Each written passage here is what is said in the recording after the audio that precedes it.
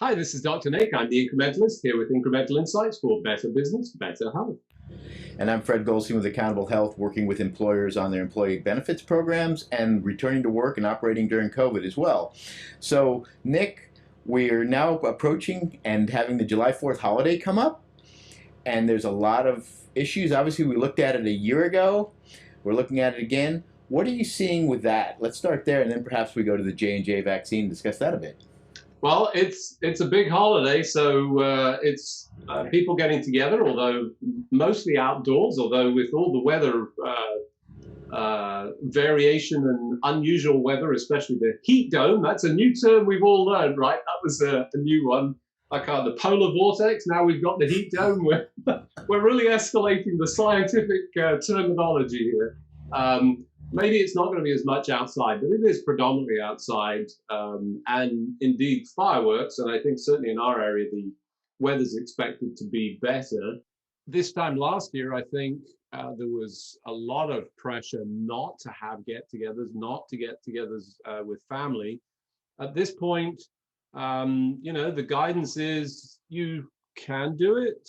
You should try and keep it at least, within reason, and think intelligently about the folks that get together. And importantly, we have two categories of people. If you are unvaccinated, then you should be wearing a mask because you are at risk of both getting the disease, but importantly, transmitting it to others that are unvaccinated. If you're vaccinated, there is no requirement to wear a mask. I think you might want to think of this in the same way as the cruise liners are doing so, and saying, sure, you can come along and you can join us if you're not vaccinated, but we are going to separate you, segregate you, limit functions, and we require you to wear masks. I think the question for most people is, do you trust everybody around you?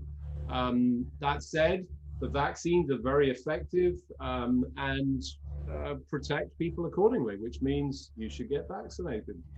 Yeah, it raised an interesting issue, particularly when looking back a year ago, because we didn't have the Delta variant, which, as we talked about last week, really does have a much higher ability to transmit itself between individuals.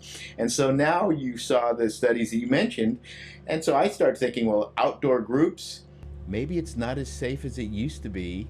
And so those individuals who aren't vaccinated stacked together at a July 4th party or at a fireworks event are putting themselves at some risk.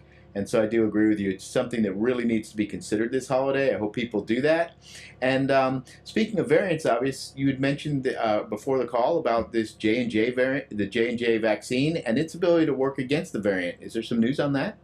Yeah, so up until I think yesterday or whatever precise day it was, we knew that the messenger RNA vaccines are very effective, continue to be protective against the Delta variant. That doesn't mean to say you can't get COVID-19, but if you do get it, you get a mild version, doesn't cause any of the challenging long-term sequelae, at least as far as we know today. And importantly, you don't shed the virus, so you're not likely to spread it. That's all good news.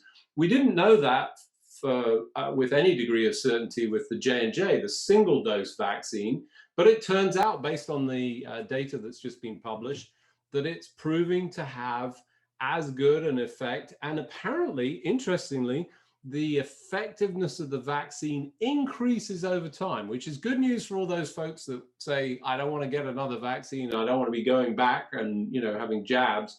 That might suggest that we might not need boosters for that particular vaccine. So the three vaccines that we have in play, the two messenger RNA, Pfizer and Moderna, and then the J&J or Janssen, all effective against the Delta variant. So if you're vaccinated, you can go out and enjoy July the 5th. If you're not vaccinated, big question mark. Very true. And I'll just make one nice comment here as an original American, I guess is the point. It's July the 4th, not the 5th. So, Nick, we'll We'll say you were a bit tongue-tied today. I don't know what the Brits call the tongue-tied phrase, but I'm sure it's a similar one. And fantastic. I hope everyone has a safe July 4th holiday. As always, it's a pleasure here. This is Fred Goldsmith with Accountable Health. If you'd like some more information on any of these topics or thinking about some training programs or things, please reach out to us at accountablehealthllc.com. Happy July the 4th, everybody. Peace out. This is Dr. Nick. I'm the Incrementalist here with Incremental Insight. Better business, better health.